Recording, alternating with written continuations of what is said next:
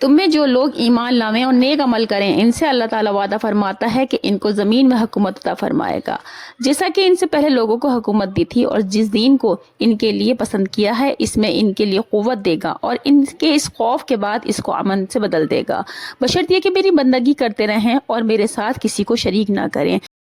حق تعالیٰ نے ہم سے دو چیزوں کا مطالبہ کیا، اول یہ کہ ہم خدا اور اس کے رسول پر ایمان لاویں، دوسرے یہ کہ اپنے جان و مال سے خدا کی راہ میں جہاد کریں، اور اس کے بدلے میں دو چیزوں کی ہم سے ضمانت کی، آخرت میں جنت اور ابدی چین اور راحت، اور دنیا میں نصرت و کامیابی۔ پہلی چیز جو ہم سے مطلوب ہے وہ ایمان ہے۔ ظاہر ہے کہ ہمارے اس طریق کا منشا بھی یہی ہے کہ ہمیں حقیقی ایمان کی دولت نصیب ہو، آمین۔ دوسری چیز جو ہم سے مطلوب ہے وہ جہاد ہے۔ جہاد کی اصل اگرچہ کفار کے ساتھ جنگ اور مقابلہ ہے، مگر در حقیقت جہاد کا منشا بھی اعلیٰ کلمت اللہ اور احکام خداوندی کا نفاذ اور اجر ہے،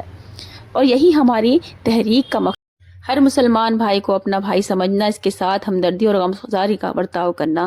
صفت اسلام کی وجہ سے اس کا ادب و احترام کرنا، ایسی باتوں سے بچنا جو کسی مسلمان بھائی کی تکلیف اور اذیت کا باعث ہو۔ ان باتوں کا خود بھی پابند بنیں اور کوشش کریں کہ ہر مسلمان ان کا پابند بن جائے، آمین۔ جس کا طریقہ یہ ہے کہ خود بھی اپنا کچھ وقت دین کی خدمت کے لیے فارغ کرے اور دوسروں کو بھی ترغیب دے کر دین کی خدمت اور اشاعت اسلام کے لیے آمادہ کرے۔